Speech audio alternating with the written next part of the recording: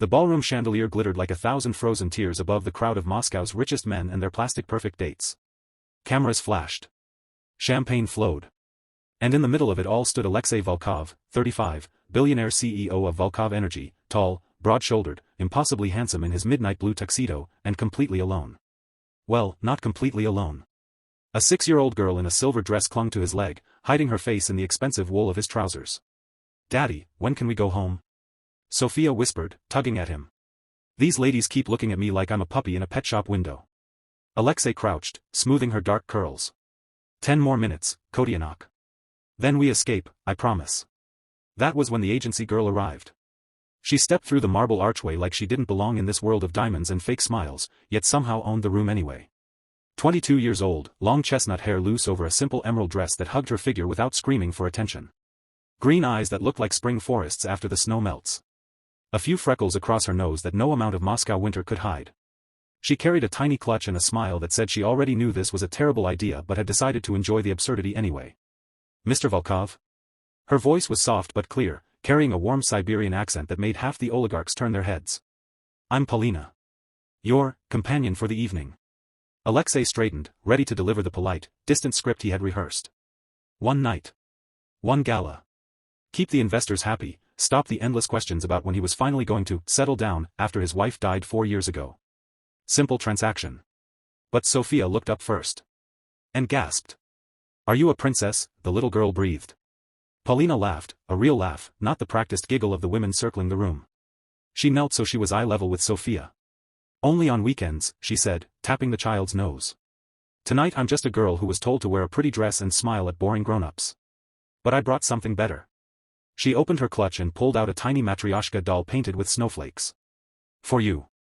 So you have someone to keep you company when the grown-ups start talking about oil prices." Sophia's eyes went round. She clutched the doll to her chest like it was made of gold. Alexei felt something crack inside his chest, something he had iced over a long time ago. The evening was supposed to be simple. It wasn't. Polina didn't cling to his arm like a trophy. She floated through the crowd with Sophia riding on her hip half the night, answering the little girl's endless questions about everything from the chandeliers to why caviar tasted like sadness. When an investor's drunk wife sneered that hired help shouldn't play nanny, Polina simply smiled, set Sophia down, and said in perfect, icy English, "Some of us have to work for a living, Tatiana Mikhailovna. Enjoy your third nose." The room roared with laughter. Even Alexei couldn't hide his grin. Later, when the string quartet started a slow waltz and Sophia began to doze against his shoulder, Polina took the sleeping child from his arms without asking. "I've got her," she murmured. "Dance with someone who actually wants to be here." "I don't dance," he said. "Everyone dances when no one's watching," she replied, and somehow he found himself on the floor with a socialite he barely knew while Polina swayed gently in the corner, humming a lullaby to Sophia under the lights. At midnight the driver was supposed to take Polina back to wherever she came from.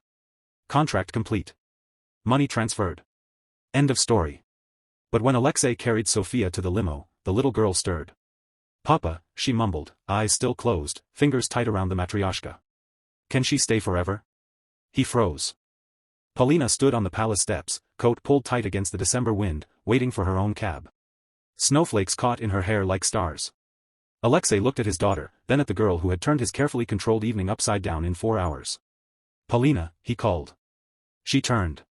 "Come home with us," he said, voice rough. "Just, tonight. It's late. The roads are bad. Sophia shouldn't wake up alone." It was a terrible excuse and they both knew it. She studied him for a long moment, snow falling between them. "Okay," she said softly. "Just tonight." That was line number 1. The mansion on Rubliovka was too big and too quiet. Alexei carried Sophia to her bedroom while Polina trailed behind, slipping off her heels in the marble hallway.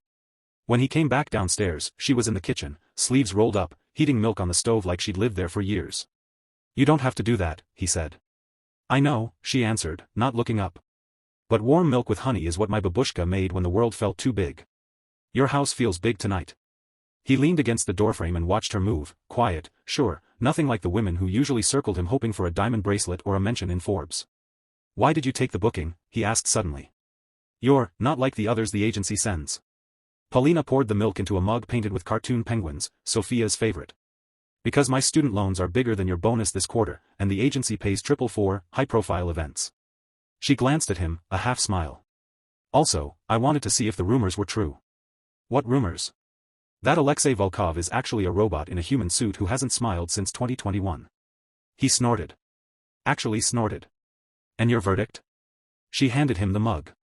Still collecting data. They drank warm milk in silence at the kitchen island, snow tapping the windows. Then she asked the question he hated most. What happened to her mother? He stared into the milk. Leukemia. 4 years ago. Sophia was 2. She doesn't remember her. Paulina's fingers brushed his wrist, feather light. I'm sorry. Don't be. Just, don't leave yet. Lie number 2. She slept in the guest room that night. He lay awake listening to the house breathe differently with her in it. Morning came white and blinding. Sophia woke first and ran straight to the guest room, climbing into bed with Paulina like it was the most natural thing in the world. Alexei found them an hour later, his daughter teaching a half-asleep Siberian girl how to make unicorn pancakes while wearing matching bunny slippers Paulina had apparently packed, just in case. He paid the agency triple to release her from any future bookings. Then he offered her a different contract. Live-in tutor. Nanny. Companion for Sophia. Whatever she wanted to call it. Salary bigger than anything the agency could dream of. Paulina looked at him across the breakfast table, flower on her cheek, Sophia braiding her hair with sticky fingers. You could just ask me on a date like a normal person, you know, she said. I'm not normal, he answered. No, she smiled. But you're trying. I'll stay. 6 months. We'll see. That was line number 3, and the sweetest one. The months that followed were messy and beautiful. There were fights, Paulina refusing his black credit card with a fury that made the staff flinch, insisting she pay for her own coat, I'm not your kept woman, Alexei. Him snarling when she worked double shifts at the university library because she refused to let him pay her loans, you think love is something you buy? There were nights Sophia had nightmares about a mother she couldn't remember, crawling into their bed, wedging herself between them like a tiny referee. There were paparazzi photos, Billionaire Volkov's mystery girl, screaming headlines when they took Sophia ice skating at Gorky Park, Paulina laughing as Alexei fell flat on his ass trying to teach her to skate backwards. There was the night he came home late from Singapore, jet-lagged and hollow, to find Paulina asleep on the sofa surrounded by children's books and her own textbooks, highlighter still in her hand. He carried her to bed, and when she woke in his arms she whispered, I missed you so much it scared me. He kissed her then for the first time, slow and reverent, like she was the first real thing he'd touched in years. Spring came. The snow melted. Sophia turned 7. They celebrated in the garden with a picnic and a cake Paulina baked herself, 3 tiers leaning like the Tower of Pisa. Sophia wore a paper crown and declared it the best birthday in the history of birthdays. That night, after Sophia was asleep, Alexei found Paulina on the terrace watching the stars come out over Moscow. Our 6 months are up tomorrow, she said quietly. He felt his heart stop. I know. She turned to him, eyes shining. I'm not very good at being temporary, Alexei. He dropped to one knee right there on the cold stone, pulling out a ring that wasn't flashy, just a single Siberian amethyst the exact green of her eyes, set in rose gold. Marry me, he said, voice cracking. Not because Sophia needs a mother or because I need saving. Marry me because I wake up every day terrified you'll realize you deserve better and walk out that door. Marry me because I love you so much it feels like drowning and flying at the same time. Please, Paulina.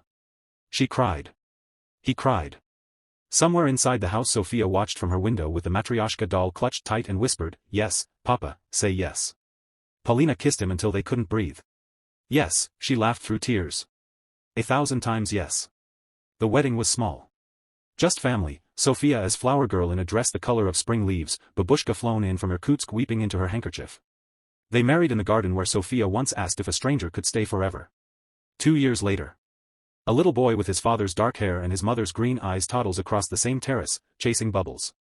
Sophia, now 9, reads him stories in a mix of Russian and English. Paulina, 26, glowing and pregnant again, leans against Alexei as they watch their children play. Sometimes she still finds the original agency contract in a drawer and laughs until she cries. Sometimes he wakes in the middle of the night just to make sure she's real. And every year on the anniversary of that winter gala, Sophia leaves a tiny Matryoshka doll on the breakfast table with a note in wobbly handwriting. Thank you for staying forever. If you're watching this and you've ever felt like love only happens in movies, or that second chances are for other people, please hear me. Sometimes the best things in life start with a desperate lie on a snowy night, and end with a little girl brave enough to ask for the one thing money can't buy. Hit that like button if this made you cry, I know I did while writing it. Subscribe for more stories about real love that fights its way through the cold. And wherever you are tonight, keep your heart open.